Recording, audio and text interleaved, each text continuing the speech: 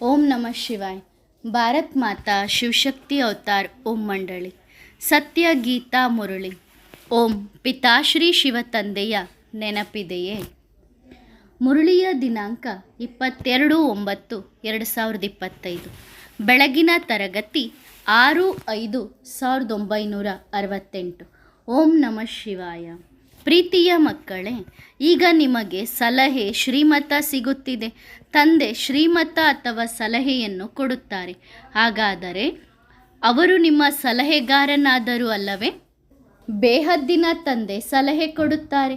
ನಾನು ನಿಮ್ಮನ್ನು ಮಹಾರಾಜರನ್ನಾಗಿ ಮಾಡಲು ತುಂಬ ಉತ್ತಮವಾದ ವಿಚಾರ ಸಲಹೆಯನ್ನು ಕೊಡುತ್ತೇನೆ ಎಂದು ಹೇಳುತ್ತಾರೆ. ಮಧುರಾತಿ ಮಧುರ ಮಕ್ಕಳೇ, ಈ ಮತವನ್ನು ಕೊಟ್ಟು ನಿಮ್ಮನ್ನು ಎಷ್ಟು ಶ್ರೇಷ್ಠರನ್ನಾಗಿ ಮಾಡುತ್ತೇನೆ ಅಂದ ಮೇಲೆ ತಂದೆಯ ಶ್ರೀಮತದಂತೆ ನಡೆಯಬೇಕಲ್ಲವೇ?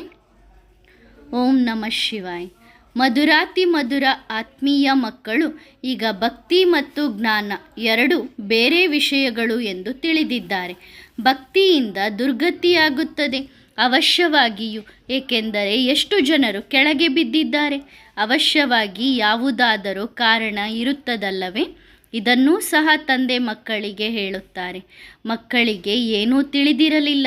ಘೋರ ಕತ್ತಲೆಯಲ್ಲಿದ್ದರೂ ಭಕ್ತಿ ಮಾರ್ಗವು ಘೋರ ಕತ್ತಲು, ಜ್ಞಾನ ಮಾರ್ಗವು ಘೋರ ಬೆಳಕು. ಕಲಿಯುಗದಲ್ಲಿ ಘೋರ ಕತ್ತಲು, ಸತ್ಯಯುಗದಲ್ಲಿ ಘೋರ ಬೆಳಕು. ಇದನ್ನೂ ಸಹ ಈಗ ತಂದೆ ಹೇಳಿದ್ದಾರೆ. ಜ್ಞಾನವನ್ನು ಶಿಕ್ಷಣ, ನಾಲೆಡ್ಜ್ ಎಂದು ಕರೆಯಲಾಗುತ್ತದೆ. ಇದನ್ನು ಮಕ್ಕಳು ಸಹ ಅರ್ಥ ಮಾಡಿಕೊಳ್ಳುತ್ತಾರೆ. ಭಗವಂತ ರಾಜಯೋಗದ ಶಿಕ್ಷಣವನ್ನು ಕಲಿಸುವವರು ಆಗಿದ್ದಾರೆ ಎನ್ನುವುದು ಮಕ್ಕಳಿಗೆ ಗೊತ್ತಿದೆ. ಆದ್ದರಿಂದ ಅವರನ್ನು ಜ್ಞಾನದ ಸಾಗರ ಎಂದು ಕರೆಯಲಾಗುತ್ತದೆ. ಶಿವಬಾಬಾ ನಿರಾಕಾರ ಆಗಿದ್ದಾರೆ. ಎಲ್ಲರಿಗಿಂತ ಶ್ರೇಷ್ಠಾತಿ ಶ್ರೇಷ್ಠ ಮಹಿಮೆ ನಿರಾಕಾರ ತಂದೆಯದ್ದೇ ಆಗಿದೆ. ವಾಸ್ತವವಾಗಿ ನೀವು ಆತ್ಮಗಳು ಸಹ ನಿರಾಕಾರ. ನಾವು ಎಲ್ಲರೂ ನಿರಾಕಾರ ಸಾಲಿಗ್ರಾಮಗಳು ಎಂದು ಗೊತ್ತಿದೆ. ಒಬ್ಬ ತಂದೆಯ ಮಕ್ಕಳು ಸಹೋದರರು ಆಗಿದ್ದೀರಿ. ನಾವು ಸಹೋದರರು ಆಗಿದ್ದೇವೆ ಎಂದು ಯಾರಾದರೂ ಹೇಳಬಹುದು? ಒಬ್ಬ ತಂದೆಯ ಮಕ್ಕಳು ಆಗಿದ್ದೀರಿ. ನಾವು ಆತ್ಮಗಳು ವಾಸಿಸುವುದೂ ಸಹ ತಂದೆಯ ಜೊತೆಗೇನೆ. ಅದನ್ನು ಮಧುರ ಸೈಲೆನ್ಸ್ ಹೋಮ್, ಶಾಂತಿಯ ಮನೆ ಎಂದು ಕರೆಯಲಾಗುತ್ತದೆ. ಈಗ ಮಕ್ಕಳಿಗೆ ತಮ್ಮ ಮನೆಯ ಬಗ್ಗೆ ಸಂಪೂರ್ಣವಾಗಿ ನೆನಪಿದೆ. ಇಷ್ಟು ಆತ್ಮಗಳು ಏನಿದ್ದಾರೋ ಎಲ್ಲರೂ ತಮ್ಮ ಮನೆಯಲ್ಲಿಯೇ ಇರುತ್ತಾರೆ. ನಂತರ ನಂಬರ್ ವಾರ್ ಪಾತ್ರವನ್ನು ಮಾಡಲು ಬರುತ್ತಾರೆ. ಇದು ಎಲ್ಲರ ಬುದ್ಧಿಯಲ್ಲಿ ಇರಬೇಕು. ಪಾತ್ರಧಾರಿಗಳು ಆಗಿದ್ದೇವೆ ಅಲ್ಲವೇ? ನೀವು ನೋಡಿರಬಹುದು, ರಾಯಲ್ ಒಳ್ಳೆಯ ಪಾತ್ರಧಾರಿಗಳ ಹಿಂದೆ ಎಷ್ಟು ಹುಚ್ಚರಾಗುತ್ತಾರೆ ಎಂದು. ಎಷ್ಟೋ ಜನರು ಅವರನ್ನು ನೋಡಲು ಹೋಗುತ್ತಾರೆ. ಅವರೆಲ್ಲರೂ ಶಾರೀರಿಕ. ನೀವು ಆತ್ಮಿಕ ಪಾತ್ರಧಾರಿಗಳು. ನಾವು ಆತ್ಮ ಎಂದು ತಿಳಿದಿದ್ದೀರಿ. ಇಲ್ಲಿ ಪಾತ್ರವನ್ನು ವಹಿಸಲು ಬರುತ್ತೀರಿ. ಮೊದಲು ಸುಖದ ಪಾತ್ರ, ನಂತರ ದುಃಖದ ಪಾತ್ರವನ್ನು ಅಭಿನಯಿಸುತ್ತೇವೆ. ದುಃಖ ಸ್ವಲ್ಪ ಇದೆ, ಕೊನೆಯಲ್ಲಿ ದುಃಖ ಇರುತ್ತದೆ. ಆಯುಷ್ಯು ಸಹ ಚಿಕ್ಕದಾಗಿರುತ್ತದೆ. ಭಾರತದ ಆಯುಷ್ಯು ತುಂಬ ದೊಡ್ಡದಾಗಿತ್ತು. ಭಾರತವನ್ನು ಬಿಟ್ಟು ಬೇರೆ ಯಾವುದೇ ಖಂಡಗಳ ಆಯುಷ್ಯು ಇಷ್ಟು ಇತ್ತು ಎಂದು ಹೇಳುವುದಿಲ್ಲ. ಇವರೂ ಸಹ ರಾಜಯೋಗಿಗಳಾಗಿದ್ದರು. ಈಗ ಭೋಗಿಗಳು ಆಗಿದ್ದಾರೆ. ಯೋಗಿ ಮತ್ತು ಭೋಗಿ, ಇದನ್ನು ಭಾರತದಲ್ಲಿಯೇ ಹೇಳಲಾಗುತ್ತದೆ. ಇಡೀ ವಿಶ್ವದಲ್ಲಿ ಭಾರತ ಮಾತ್ರವಿತ್ತು ಎನ್ನುವುದು ಮಕ್ಕಳ ಬುದ್ಧಿಯಲ್ಲಿ ಇದೆ. ಭಾರತ ದೇಶ ಎಂದೂ ಸಹ ಹೆಸರಿತ್ತು. ದೇವಿ ದೇವತೆಗಳ ಖಂಡವಾಗಿತ್ತು. ಬೇರೆ ಯಾರೂ ಇರಲಿಲ್ಲ. ಉಳಿದವರೆಲ್ಲರೂ ನಂತರ ಬರುತ್ತಾರೆ. ದುಃಖವೂ ಸಹ ನಂತರ ಬರುತ್ತದೆ. ಹೊಸ ಜಗತ್ತು ಹಳೆಯದಾಗುತ್ತದೆ. ಆಗ ದುಃಖ ಆಗುತ್ತದೆ.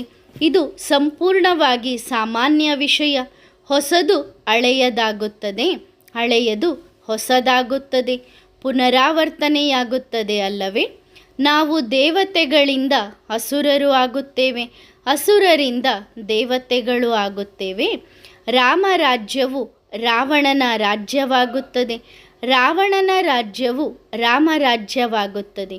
ಇದು ಭಾರತದ ಮಾತು ಆಗಿದೆ. ಬೇರೆ ಯಾವುದೇ ದೇಶಕ್ಕೆ ಈ ವಿಷಯ ಇಲ್ಲ. ಇದನ್ನು ಮುಳ್ಳುಗಳ ಕಾಡು ಎಂದು ಕರೆಯಲಾಗುತ್ತದೆ. ಮತ್ತೆ ಹೂಗಳ ತೋಟವಾಗುತ್ತದೆ. ಇದು ಅಸುರಿ ಕಾಡು, ಅದು ಈಶ್ವರಿಯ ತೋಟ. ಇದು ಬಹಳ ಸುಲಭವಾಗಿ ಅರ್ಥ ಮಾಡಿಕೊಳ್ಳುವ ಮಾತುಗಳು. ಡ್ರಾಮಾ ಪ್ಲಾನ್ ಪ್ರಕಾರ ದಿನೇ ದಿನೇ ಸುಲಭವಾಗಲೇಬೇಕು.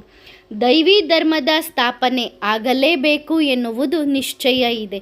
ಚಿತ್ರದಲ್ಲಿಯೂ ಸಹ ಬ್ರಹ್ಮ ಅವರ ಮೂಲಕ ಸ್ಥಾಪನೆ ಎಂದು ತೋರಿಸಿದ್ದಾರೆ. ಹೊಸ ಜಗತ್ತಿನ ಸ್ಥಾಪನೆ. ನೀವು ಚಿತ್ರ ಪ್ರದರ್ಶನ ಇತ್ಯಾದಿಗಳನ್ನು ಉದ್ಘಾಟನೆ ಮಾಡಿಸುತ್ತೀರಿ, ಏಕೆಂದರೆ ಇದು ಹೊಸ ವಿಷಯವಾಗಿದೆ. ಯಾವಾಗಲೂ ಹೊಸ ವಿಷಯದ ಉದ್ಘಾಟನೆ ಆಗುತ್ತದೆ. ತಂದೆಯೂ ಸಹ ಹೊಸ ಜಗತ್ತಿನ ಉದ್ಘಾಟನೆ ಮಾಡುತ್ತಾರೆ, ಹಳೆಯ ಜಗತ್ತಿನ ಉದ್ಘಾಟನೆ ಮಾಡುವುದಿಲ್ಲ. ಹೊಸ ವಿಷಯದ ಸ್ಥಾಪನೆಗೆ ಮುಹೂರ್ತ ನೋಡುತ್ತಾರೆ, ಹಳೆ ವಿಷಯದ ಮುಹೂರ್ತ ಇರುವುದೇ ಇಲ್ಲ. ವ್ಯಾಪಾರಸ್ಥರು ಸಹ ಹಳೆಯ ಖಾತೆಯನ್ನು ಬಿಟ್ಟು ನಂತರ ಹೊಸ ಖಾತೆಯನ್ನು ಇಡುತ್ತಾರೆ. ಇದು ಸಹ ನಿಮ್ಮ ಹೊಸ ಖಾತೆ. ಸುಖದ ಖಾತೆ, ದುಃಖದ ಖಾತೆಯು ಮುಕ್ತಾಯವಾಗುತ್ತದೆ. ಇದು ಬೇಹದ್ದಿನ ಮಾತು. ಅವರು ವರ್ಷ ಖಾತೆಯನ್ನು ಮುಕ್ತಾಯ ಮಾಡುತ್ತಾರೆ. ನಿಮ್ಮದು ಕಲ್ಪಕ್ಕೂ ಹೊಸ ಜಗತ್ತಿನಲ್ಲಿ ಹೊಸ ಖಾತೆ ಆರಂಭ ಆಗುತ್ತದೆ. ಮಕ್ಕಳು ಶಿಕ್ಷಣದ ಕಡೆಗೆ ಸಂಪೂರ್ಣವಾಗಿ ಗಮನವಿಟ್ಟರೆ ಆಗ ಅದು ತುಂಬ ಸುಲಭವಾಗುತ್ತದೆ. ಶಿಕ್ಷಣದ ಮೇಲೆ ತುಂಬ ಗಮನ ಬೇಕು. ನಾವು ಹೆಚ್ಚು ಗಮನ ಕೊಡುತ್ತೇವೆ ಎಂದಲ್ಲ, ಡ್ರಾಮಾದ ಪ್ರಕಾರ ಎಷ್ಟು ನಿಗದಿಯಾಗಿದೆಯೋ ಅಷ್ಟು ಆಗುತ್ತದೆ. ಇವರಲ್ಲಿ ಕೋಪವಿದೆ ಎಂದು ಹೇಳಲಾಗುತ್ತದೆ, ಇವರಲ್ಲಿ ಯಾವುದೇ ಬುದ್ಧಿ ಇಲ್ಲ ಎನ್ನುತ್ತಾರೆ. ಏನೆಲ್ಲ ಆಗುತ್ತಿದೆ ಅದು ಡ್ರಾಮಾದ ಅನುಸಾರವಾಗಿ ಆಗುತ್ತಿದೆ ಎಂದು ಹೇಳಲಾಗುತ್ತದೆ. ಇವರಿಗೆ ತೊಂದರೆಗಳನ್ನು ತಿನ್ನುವ ಹವ್ಯಾಸವಿದೆ ಎಂದು ಹೇಳುತ್ತಾರೆ. ಕೆಟ್ಟವರ ಸಹವಾಸದಲ್ಲಿದ್ದಾರೆ ಎಂದು ಹೇಳುತ್ತಾರೆ. ಒಳ್ಳೆಯ ಸಂಘವು ತೇಲಿಸುತ್ತದೆ, ಕೆಟ್ಟ ಸಂಘವು ಮುಳುಗಿಸುತ್ತದೆ ಎಂದು ಸಹ ಹೇಳಲಾಗುತ್ತದೆ. ತೇಲಿಸುತ್ತದೆ ಅಂದರೆ ಆ ದಡದ ಕಡೆಗೆ ಕರೆದುಕೊಂಡು ಹೋಗುತ್ತದೆ. ತಂದೆ ಸರ್ವಶಕ್ತಿವಂತ ಅಲ್ಲವೇ? 1 ಸೆಕೆಂಡಿನಲ್ಲಿ ಇಡೀ ವಿಶ್ವದ ಸದ್ಗತಿ ಮಾಡುತ್ತಾರೆ. ಅಷ್ಟು ಸುಲಭವಾಗಿದೆ. 1 ಸೆಕೆಂಡಿನಲ್ಲಿ ತಂದೆಯ ಪರಿಚಯ ಸಿಕ್ಕಿತು ಮತ್ತು ಜೀವನ್ಮುಕ್ತಿ ಸಿಕ್ಕಿತು. ರಾಜನೂ ಸಹ ಜೀವನ್ಮುಕ್ತಿಯಲ್ಲಿ ಇದ್ದಾಗ ಪ್ರಜೆಗಳಿಗೂ ಸಹ ಜೀವನ್ಮುಕ್ತಿ ಸಿಗುತ್ತದೆ. ಈಗ ಜೀವನ್ಮುಕ್ತಿ ಇಲ್ಲ. ಸತ್ಯಯುಗದಲ್ಲಿ ರಾಜ, ರಾಣಿ, ಪ್ರಜೆ ಎಲ್ಲರೂ ಇರುತ್ತಾರೆ ಎನ್ನುವುದು ನಿಮ್ಮ ಬುದ್ಧಿಯಲ್ಲಿ ಇದೆ. ಶ್ರೇಷ್ಠ ಮತ್ತು ಕನಿಷ್ಠ ಆದವರು ಇದ್ದರು. ರಾಜನಿದ್ದರೆ ಬಡವನೂ ಇದ್ದಾರೆ. ಆದರೆ ಅಲ್ಲಿ ಎಲ್ಲರೂ ಸುಖದ ನಿವಾಸಿಗಳು ಆಗಿರುತ್ತಾರೆ. ಅವರು ಡಬಲ್ ಕಿರೀಟಧಾರಿಗಳು. ಪವಿತ್ರತೆಯ ಕಿರೀಟವೂ ಸಹ ಇದೆ. ಅವರನ್ನು ಸಂಪೂರ್ಣ ನಿರ್ವಿಕಾರಿ ಎಂದು ಕರೆಯಲಾಗುತ್ತದೆ. ಆದ್ದರಿಂದ ದೇವತೆಗಳಿಗೆ ಬೆಳಕಿನ ಕಿರೀಟ ಕೊಡುತ್ತಾರೆ. ರಾವಣನ ರಾಜ್ಯದಲ್ಲಿ ಪವಿತ್ರತೆಯ ಕಿರೀಟವನ್ನು ತೋರಿಸುವುದಿಲ್ಲ. ರಾವಣ ಬಂದು ಪವಿತ್ರತೆಯ ಕಿರೀಟವನ್ನು ತೆಗೆದುಹಾಕುತ್ತಾನೆ. ಇಲ್ಲಿ ಯಾರದೋ ಟೋಪಿಯನ್ನು ತೆಗೆದುಹಾಕುತ್ತಾರೆ ಅಲ್ಲವೇ? ನಿಮ್ಮ ಸಂಪೂರ್ಣ ಪವಿತ್ರತೆಯು ಸಮಾಪ್ತಿಯಾಗುತ್ತದೆ.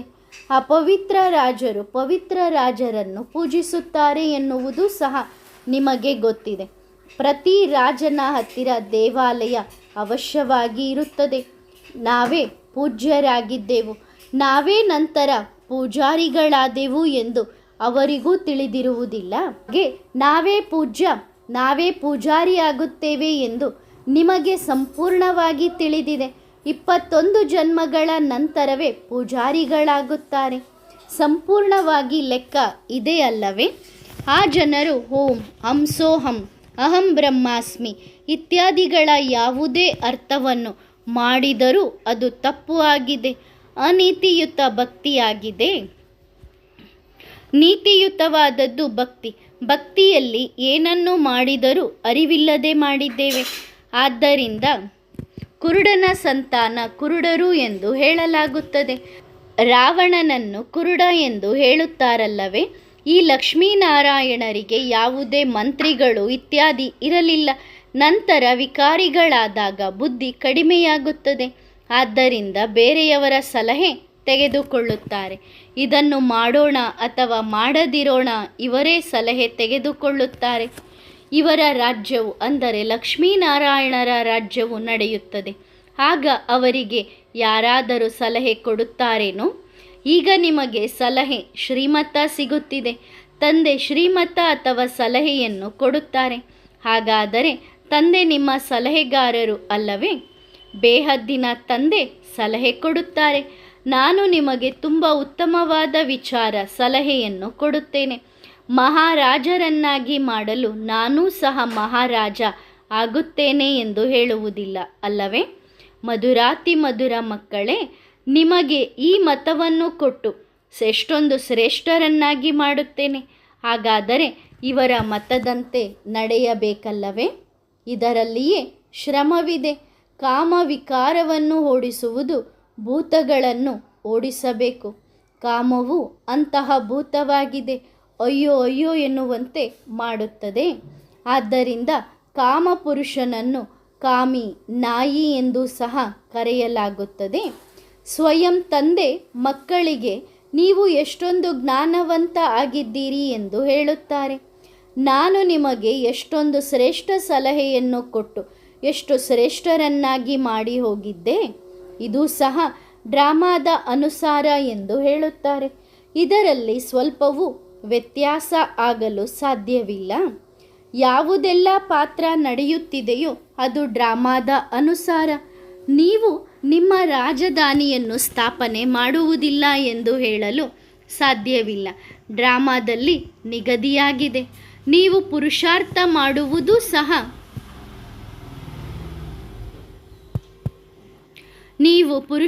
ಮಾಡುವುದೂ ಸಹ ಡ್ರಾಮಾ ಮಾಡಿಸುತ್ತದೆ. ಡ್ರಾಮಾ ಅನುಸಾರ ನೀವು ಪುರುಷಾರ್ಥ ಅವಶ್ಯವಾಗಿ ಮಾಡುತ್ತೀರಿ. ಪುರುಷಾರ್ಥವಿಲ್ಲದೆ ಏನೂ ಸಿಗಲು ಸಾಧ್ಯವಿಲ್ಲ. ನೀರನ್ನೂ ಸಹ ಕುಡಿಯಲು ಸಾಧ್ಯವಿಲ್ಲ. ಪುರುಷಾರ್ಥವಿಲ್ಲದೆ ನಡೆಯಲು ಸಹ ಸಾಧ್ಯವಿಲ್ಲ. ಕಾಲನ್ನೂ ಸಹ ಎತ್ತಲು ಸಾಧ್ಯವಿಲ್ಲ. ತಂದೆ ಕುಳಿತು ಸರಿಯಾದ ಮಾರ್ಗದ ಮೇಲೆ ಪುರುಷಾರ್ಥ ಮಾಡಿಸುತ್ತಾರೆ. ನೀತಿಯುತ ಮತ್ತು ಅನೀತಿಯುತದ ಆಟವೂ ಸಹ ಇದೆ. ಈ ಸಮಯದಲ್ಲಿ ಅನೀತಿಯುತ ರಾಜ್ಯವಿದೆ ಎಂದು ನಿಮಗೆ ಗೊತ್ತಿದೆ. ಇದನ್ನು ಸಾರ್ವಭೌಮ ರಾಜ್ಯ ಎಂದು ಹೇಳಲು ಸಾಧ್ಯವಿಲ್ಲ. ಇದು ಪಂಚಾಯತಿ ರಾಜ್ಯ. ಎಷ್ಟು ಪಂಚರು ಇದ್ದಾರೆ? ಜನರ ಸಭೆಯ ಪಂಚಾಯತಿ ಆಗಿದೆ. ಇಂಥವರ ಸಭೆಯ ಪಂಚಾಯತಿ ಎನ್ನುತ್ತಾರೆ. ಇದನ್ನು ರಾಜಧಾನಿ ಎಂದು ಹೇಳುವುದಿಲ್ಲ. ಪ್ರಜೆಗಳ ಮೇಲೆ ಪ್ರಜೆಗಳ ರಾಜ್ಯ ಎಂದು ಕರೆಯಲಾಗುತ್ತದೆ. ಅಂದರೆ ಕೌರವರ ರಾಜ್ಯ. ನೀವು ನಮಗೆ ಕೌರವರು ಎಂದು ಏಕೆ ಹೇಳುತ್ತೀರಿ ಎಂದು ನಿಮಗೆ ತುಂಬ ಕೇಳುತ್ತಾರೆ. ಅರೆ, ಇದು ಗೀತೆಯಲ್ಲಿಯೂ ಸಹ ಕೌರವರು ಮತ್ತು ಪಾಂಡವರು ಏನು ಮಾಡಿದರು ಎಂದು ಬರೆಯಲಾಗಿದೆ. ಮಹಾಭಾರತ ವಿನಾಶದ ಬಗ್ಗೆಯೂ ಬರೆಯಲಾಗಿದೆ. ಕೊನೆಯ ವಿನಾಶ ಆಗುತ್ತದೆ. ಆಗ ಸತ್ಯಯುಗ ತ್ರೇತಾಯುಗದಲ್ಲಿ ಅರ್ಧ ಕಲ್ಪ ಯುದ್ಧವಾಗುವುದಿಲ್ಲ. ದ್ವಾಪರ ಯುಗದಲ್ಲಿಯೂ ಸಹ ಯುದ್ಧ ಆಗುವುದಿಲ್ಲ. ಯುದ್ಧವೂ ಸಹ ಮನುಷ್ಯರಿಂದ ಸೈನಿಕರಿಂದ ಆಗುತ್ತದೆ. ಪ್ರಜೆಗಳಿಗೆ ಪ್ರಜೆಗಳ ಜೊತೆ ಯುದ್ಧ ಆಗುವುದಿಲ್ಲ. ಯಾವಾಗ ತುಂಬ ಹೆಚ್ಚು ವೃದ್ಧಿ ಆಗುತ್ತದೆಯೋ, ಸೈನಿಕರು ಇತ್ಯಾದಿಗಳು ಇರುತ್ತಾರೋ ಆಗ ಮಾತ್ರ ಯುದ್ಧವಾಗುತ್ತದೆ. ಅರ್ಧ ಸುಖ ಅರ್ಧ ದುಃಖ ಇದ್ದರೆ ಇದರಲ್ಲಿ ಏನೂ ಮಜಾ ಇಲ್ಲ. ನೀವು ಸುಖವನ್ನು ತುಂಬ ನೋಡುತ್ತೀರಿ. ತಂದೆ ನಾಟಕವನ್ನು ದುಃಖಕ್ಕಾಗಿ ಮಾಡಿದ್ದಾರೇನು? ತಂದೆ ಹೇಳುತ್ತಾರೆ, ಮಕ್ಕಳೇ, ನೀವು ತುಂಬ ಸುಖವನ್ನು ಕೊಡುತ್ತೀರಿ ಎಂದು ಹೇಳುತ್ತಾರೆ. ದುಃಖವು ಕೊನೆಯಲ್ಲಿ ಸಿಗುತ್ತದೆ. ಯಾವಾಗ ನೀವು ತಮೋಪ್ರಧಾನರಾಗುತ್ತೀರೋ ಆಗ ಡ್ರಾಮಾ ಪ್ಲಾನ್ ಅನುಸಾರವಾಗಿ ದುಃಖವು ಸಿಗುತ್ತದೆ. ಅದು ಸಹ ನಂಬರ್ ವಾರ್. ಪ್ರತಿಯೊಬ್ಬರಿಗೂ ತಮ್ಮ ತಮ್ಮದೇ ಪಾತ್ರವಿದೆ. ಮನುಷ್ಯರು ಎಷ್ಟು ಪಾಪ ಮಾಡುತ್ತಾರೆ, ಏನೇನೋ ಮಾಡುತ್ತಾರೆ. ಪತ್ರಿಕೆಗಳಲ್ಲಿಯೂ ಸಹ ಪಾಪಗಳ ವಿಷಯಗಳು ಬಂದಿರುತ್ತದೆ. ಈಗ ಇದು ನೀವು ಮಕ್ಕಳ ಬುದ್ಧಿಯಲ್ಲಿ ಕುಳಿತುಕೊಳ್ಳುತ್ತದೆ. ಅದು ಸಹ ನಂಬರ್ ವಾರ್ ಪುರುಷಾರ್ಥದ ಅನುಸಾರ. ಎಲ್ಲಿಯ ತನಕ ಏಳುವಾಗ, ಕುಳಿತುಕೊಳ್ಳುವಾಗ, ನಡೆಯುವಾಗ, ತಿರುಗಾಡುವಾಗ ನಾವು ತಂದೆಯನ್ನು ನೆನಪು ಮಾಡುವುದಿಲ್ಲ. ಆ ಜನರು ಕತೆಗಳು ಇತ್ಯಾದಿಗಳನ್ನು ಕೇಳಿ ನಂತರ ತಮ್ಮ ಕೆಲಸ ವ್ಯವಹಾರದಲ್ಲಿ ತೊಡಗಿಕೊಳ್ಳುತ್ತಾರೆ. ಅದು ಭಕ್ತಿ ಮಾರ್ಗ. ಭಕ್ತಿಯು ಎಷ್ಟು ವಿಸ್ತಾರವಿದೆ. ಗಿಡದ ಎಲೆಗಳು ತುಂಬ ಇರುತ್ತವೆ. ಇದು ತುಂಬ ಚಿಕ್ಕ ಗಿಡ. ಇದರ ಬೀಜ ರೂಪವೇ ತಂದೆ. ಅವರನ್ನು ವೃಕ್ಷಪತಿ ಎಂದು ಕರೆಯಲಾಗುತ್ತದೆ. ಇದರ ಬೀಜ ಮೇಲೆ ಇದ್ದಾರೆ. ಯಾವಾಗ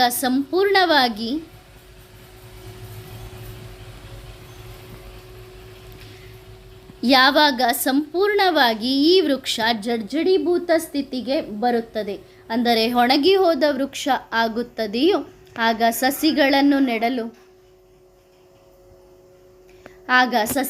ನೆಡಲು ತಂದೆ ಬರಬೇಕಾಗುತ್ತದೆ.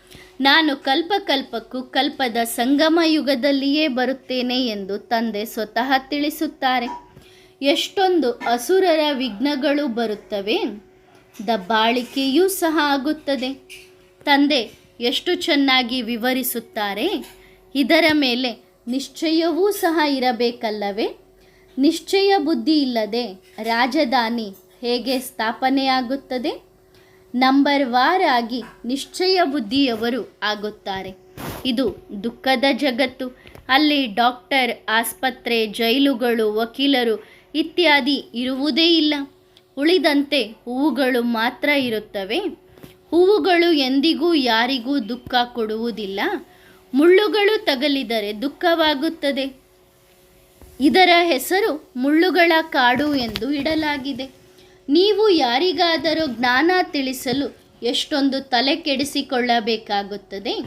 ಬೇಹದ್ದಿನ ತಂದೆಯಿಂದ ಅವಶ್ಯವಾಗಿ ಬೇಹದ್ದಿನ ಆಸ್ತಿಯು ಸಿಗುತ್ತದೆ ಅಲ್ಲವೇ? ಆ ಸಮಯದಲ್ಲಿ ಉತ್ತಮವಾಗಿದೆ ಎಂದು ಸಹ ಹೇಳುತ್ತಾರೆ. ಒಳ್ಳೆಯದು, ಮತ್ತೆ ನಾವು ಬರುತ್ತೇವೆ ಅಷ್ಟೇ, ಮತ್ತೆ ಬರುವುದಿಲ್ಲ, ಬಿಡುವೂ ಇಲ್ಲ ಎಂದು ಹೇಳುತ್ತಾರೆ. ಶ್ರೀಮಂತರಿಗೂ ಬಿಡುವಿಲ್ಲ ಮತ್ತು ಆಫೀಸರ್ಸ್ಗಳಿಗೂ ಬಿಡುವಿಲ್ಲ. ಅವರು ಇದೆಲ್ಲವನ್ನು ಹೇಗೆ ಮರೆಯಲು ಸಾಧ್ಯ? ಇದರಲ್ಲಿ ಹಳೆಯ ಜಗತ್ತಿನಲ್ಲಿ ಇರುವುದು ಎಲ್ಲವನ್ನು ಮರೆಯಬೇಕಾಗುತ್ತದೆ. ಅವರಿಗೆ ತುಂಬ ಹಣವಿದೆ, ಕಾರ್ಖಾನೆಗಳು ಇತ್ಯಾದಿಗಳು ಇವೆ. ಅವರು ಅದನ್ನು ಹೇಗೆ ಮರೆಯುತ್ತಾರೆ? ಇಂತಹ ಬುದ್ಧಿ ದೊಡ್ಡ ವ್ಯಕ್ತಿಗಳ ಬುದ್ಧಿಯಲ್ಲಿ ಎಂದಿಗೂ ಬರಲು ಸಾಧ್ಯವಿಲ್ಲ. ಅವರು ನಾವು ಇಲ್ಲಿ ಸ್ವರ್ಗದಲ್ಲಿ ಕುಳಿತಿದ್ದೇವೆ ಎಂದು ಅರ್ಥ ಮಾಡಿಕೊಳ್ಳುತ್ತಾರೆ. ವಿಮಾನ ಇದೆ, ವಿದ್ಯುತ್ ಇದೆ, ಅರಮನೆ ಇತ್ಯಾದಿ ಎಲ್ಲವೂ ಇದೆ. ಮೊದಲು ಇವೆಲ್ಲವೂ ಇತ್ತೇನು? ಆದ್ದರಿಂದ ತಂದೆಯನ್ನು ಬಡವರ ರಕ್ಷಕ ಎಂದು ಕರೆಯಲಾಗುತ್ತದೆ.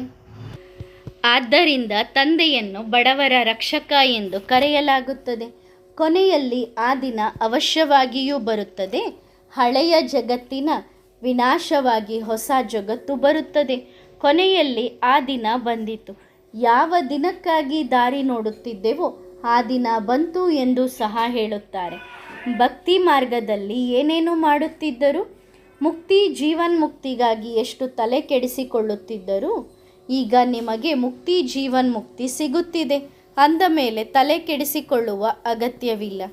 ಸತ್ಯಯುಗ, ತ್ರೇತಾಯುಗ, ದ್ವಾಪರ ಯುಗ, ಕಲಿಯುಗ, ಈ ಚಕ್ರ ತಿರುಗುತ್ತಲೇ ಇರುತ್ತದೆ. ಸತ್ಯಯುಗದಿಂದ ಹಗಲು ಬರುತ್ತಲೇ ಇರುತ್ತದೆ.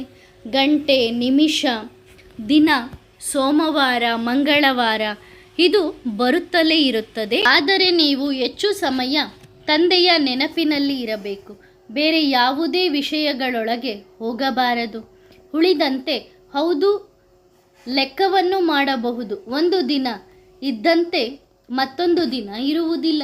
ಒಂದು ಸೆಕೆಂಡ್ ಇದ್ದಂತೆ ಮತ್ತೊಂದು ಸೆಕೆಂಡ್ ಇರುವುದಿಲ್ಲ. ಡ್ರಾಮಾದಲ್ಲಿ ನೋಡುತ್ತೀರಿ, ಟಿಕ್ ಟಿಕ್ ಎಂದು ತಿರುಗುತ್ತಾ ಇರುತ್ತದೆ, ಚಕ್ರ ತಿರುಗುತ್ತಾ ಇರುತ್ತದೆ. ಈ ಗಡಿಯಾರಗಳು ಇತ್ಯಾದಿಗಳು ಸಹ ಡ್ರಾಮಾದ ಅನುಸಾರವೇ ಆಗಿದೆ. ಆ ಟಿಕ್ ಟಿಕ್ ಹದ್ದಿನದು, ಸೀಮಿತವಾಗಿದೆ. ಈ ಟಿಕ್ ಟಿಕ್ಕಿನ ಗಡಿಯಾರ ಬೇಹದ್ದಿನದಾಗಿದೆ. ತಂದೆ ಬೇಹದ್ದಿನ ಡ್ರಾಮಾದ ಟಿಕ್ ಟಿಕ್ ಅನ್ನು ನಿಮಗೆ ವಿವರಿಸುತ್ತಾರೆ. ಅದನ್ನು ಕೇಳಿ ತುಂಬ ಅದ್ಭುತ ಅನಿಸುತ್ತದೆ. ಇದು ಹೇಗೆ ಆಗಲು ಸಾಧ್ಯ? ಕಲ್ಲು ಹೊಡೆದು ಕಟ್ಟಡವಾಯಿತು, ಮತ್ತೆ ಅದೇ ಪರ್ವತಗಳು ಹೇಗೆ ಆಗುತ್ತವೆ? ಮತ್ತೆ ಕಟ್ಟಡಗಳು ಆಗುತ್ತವೆ? ಈ ಮಾತುಗಳಲ್ಲಿ ಹೋಗಿಬಿಡುತ್ತಾರೆ. ನಾನು ನಿಮಗೆ ಪವಿತ್ರರಾಗುವ ಉಪಾಯವನ್ನು ಹೇಳಲು ಬಂದಿದ್ದೇನೆ ಎಂದು ತಂದೆ ಹೇಳುತ್ತಾರೆ. ನನ್ನನ್ನು ನೆನಪು ಮಾಡಿರಿ. ಕಲ್ಪ ತಂದೆ ಇದೇ ಉಪಾಯವನ್ನು ಹೇಳುತ್ತಾರೆ, ವಿವರಿಸುತ್ತಾರೆ. ನೀವು ಈ ಮಾತುಗಳ ಬಗ್ಗೆ ಚಿಂತೆ ಮಾಡಬೇಡಿರಿ. ಮುಖ್ಯ ಚಿಂತೆ ಪವಿತ್ರರಾಗುವುದು. ಹೇಗೆ? ರಾತ್ರಿ ಹಗಲು ಇದೇ ಗುಂಗಿನಲ್ಲಿ. ಮುಖ್ಯ ಚಿಂತೆ ಹೇಗೆ ಪವಿತ್ರರಾಗುವುದು ಎನ್ನುವುದಾಗಿದೆ. ರಾತ್ರಿ ಹಗಲು ಇದೇ ಗುಂಗಿನಲ್ಲಿ ತಿರುಗುತ್ತಾ ಇರುತ್ತೀರಿ ಪತಿತ ಪಾವನ. ಈ ಅಕ್ಷರಗಳು ಸರಿಯಾಗಿವೆ. ನೀವೆಲ್ಲರೂ ಭಕ್ತನೀಯರು, ವಧುಗಳು ಆಗಿದ್ದೀರಿ. ಒಬ್ಬ ತಂದೆಯೇ ವರ ಆಗಿದ್ದಾರೆ. ಎಲ್ಲರನ್ನೂ ಸುಖಿಗಳನ್ನಾಗಿ ಮಾಡುತ್ತಾರೆ. ರಾವಣ ಎಲ್ಲರಿಗೂ ದುಃಖ ಕೊಡುತ್ತಾನೆ. ವಧುಗಳಿಗೆ ತಂದೆ ತುಂಬ ಸುಖ ಕೊಡುತ್ತಾರೆ. ಇದು ಬೇಹದ್ದಿನ ಮಾತು. ಬೇಹದ್ದಿನ ದುಃಖದಲ್ಲಿ ಮೊದಲನೆಯದು ಕಾಮಕಟಾರಿಯಿಂದ ಹಿಂಸೆ ಮಾಡುವುದು. ರಾವಣನ ರಾಜ್ಯ ಮತ್ತು ರಾಮ ರಾಜ್ಯವಿದೆ ಎಂದು ಅರ್ಥ ಮಾಡಿಕೊಳ್ಳುತ್ತೀರಿ ಅಲ್ಲವೇ? ದ್ವಾಪರ ಯುಗದಿಂದ ರಾವಣನ ರಾಜ್ಯ ಪ್ರಾರಂಭವಾಗಿದೆ ಎಂದು ತಿಳಿದಿದ್ದೀರಿ. ಇಡೀ ವಿಶ್ವದ ಶತ್ರು ರಾವಣ. ಆದ್ದರಿಂದ ಯಾವಾಗ ಭಕ್ತಿ ಮಾರ್ಗ ಪ್ರಾರಂಭವಾಗುತ್ತಿದೆಯೋ ಆಗಿನಿಂದ ಅವನನ್ನು ಸುಡುತ್ತಾ ಬಂದಿದ್ದಾರೆ. ಪ್ರತಿ ವರ್ಷ ಸುಡುತ್ತಾರೆ. ಏಕೆ ಸುಡುತ್ತಾರೆ?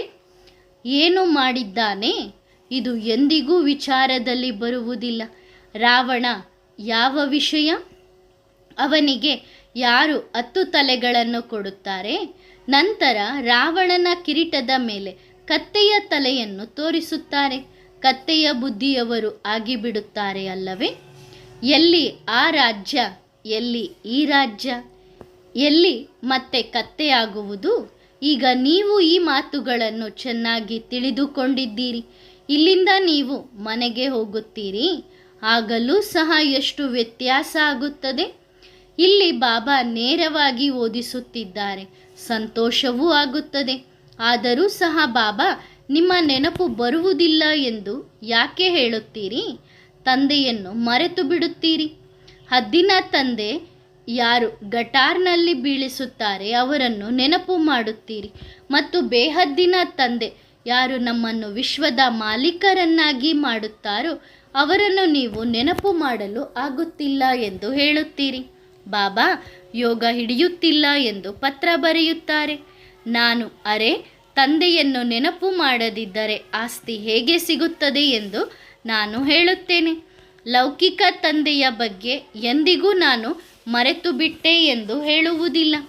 ಪಾರಲೌಕಿಕ ತಂದೆಯ ಬಗ್ಗೆ ಹೇಳುತ್ತೀರಿ. ನಾಚಿಕೆ ಆಗುವುದಿಲ್ಲವೇ? ವಿಶ್ವದ ಮಾಲೀಕರನ್ನಾಗಿ ಮಾಡುವವರನ್ನು ಮರೆತು ಬಿಡುತ್ತೀರಿ. ಇದು ಸಹ ಮಾಯೆ ಅಲ್ಲವೇ? ಡ್ರಾಮಾದಲ್ಲಿ ಮಾಯೆಯ ಜವಾಬ್ದಾರಿಯೂ ಇದೆ. ನಿಮ್ಮ ತಂದೆಯನ್ನು ಮರೆಸುವುದು ಮಾಯೆಯ ಜವಾಬ್ದಾರಿ. ಒಂದು ವೇಳೆ ಜಗಳದ ಆಟದಲ್ಲಿ ಯಾರಾದರೂ ಬಲಶಾಲಿ ಇದ್ದರೆ ಅವರು ಉಸ್ತಾದ್, ಇವರು ನಮಗೆ ಬೆರಳು ಹಚ್ಚಬಾರದು ಎಂದು ಹೇಳುತ್ತಾರೆ ಏನು? ರಾವಣನು ತನ್ನ ಸೈನ್ಯದ ಉಸ್ತಾದ್ ಅಂದರೆ ಮಾಲೀಕ ಆಗಿದ್ದಾನೆ. ಇವರು ತಮ್ಮ ಸೈನ್ಯದ ಮಾಲೀಕ. ಇದು ಆಟ ಮಾಡಲ್ಪಟ್ಟಿದೆ. ಒಳ್ಳೆಯದು. ಆತ್ಮಿಕ ಮಕ್ಕಳಿಗೆ ನೆನಪು, ಪ್ರೀತಿಗಳು. ವರದಾನ: ಸಾರಯುಕ್ತರಾಗಿರಿ. ಯಾವುದೇ ಹೂವಿನ 3 ವೈಶಿಷ್ಟ್ಯಗಳಿರುತ್ತವೆ: ರೂಪ, ಬಣ್ಣ ಮತ್ತು ಪರಿಮಳ. ನೀವೆಲ್ಲರೂ ಬಾಬಾ ಅವರ ಆತ್ಮಿಕ ಹೂವುಗಳು ಅಲ್ಲವೇ? ನಿಮ್ಮಲ್ಲಿಯೂ ಸಹ ಈ 3 ವೈಶಿಷ್ಟ್ಯಗಳು ಎಲ್ಲಿಯವರೆಗೆ ಇದೆ ಇದನ್ನು ಪರಿಶೀಲಿಸಿಕೊಳ್ಳಿರಿ. ಬಣ್ಣ ಮತ್ತು ರೂಪ ಅಂದರೆ ಎಷ್ಟರ ಮಟ್ಟಿಗೆ ತಿಳುವಳಿಕೆಯುಳ್ಳವರಾಗಿದ್ದೀರಿ, ಮತ್ತು ಸುಗಂಧ ಅಂದರೆ ಸಾರಯುಕ್ತರು, ತಿಳುವಳಿಕೆಯುಳ್ಳವರಾಗಿದ್ದೀರಿ. ಆದರೆ ಸರ್ವಗುಣಗಳ ಸುಗಂಧವನ್ನು ತುಂಬಿಕೊಳ್ಳಿರಿ, ಆಗ ಸಾರಯುಕ್ತರು ಎಂದು ಹೇಳಲಾಗುತ್ತದೆ. ಒಳ್ಳೆಯದು. ಓಂ ನಮಃ ಶಿವಾಯ.